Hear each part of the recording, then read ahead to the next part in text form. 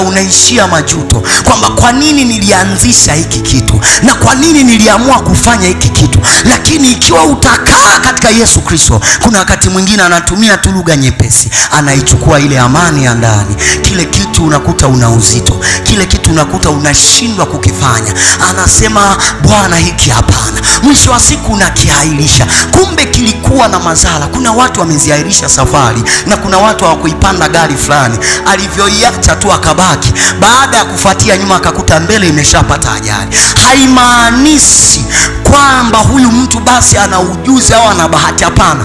Roho wa Mungu alikwisha kuzungumza na akaelewa safari hii si safari njema, maana yake akaistopisha mapema. Sasa kama safari za kawaida za kwenda mahali Mungu anakusaidia, je, safari ya kimaisha na kuanzisha mambo ya maana, kwa nini Mungu asikuonekanie? Manake Mungu anayo hekima ya kutusaidia, sio tu kwa safari za magari, ni kwa safari za maisha. Ikiwa ni safari za uwekezaji, ikiwa ni safari ya biashara, ikiwa ni safari ya kiuchumi, ikiwa ni safari ya yeyote mwenye haki, anamsaidia na kumpa hekima ili amalize salama, kwa sababu Mungu anasema hivi, anautangaza mwisho wa nini? Mwisho wa jambo. Anautangaza mwisho kabla hata wa mwanzo haujaanza. Kitabu cha Isaya ngapi? Anatangaza mwisho wa nini?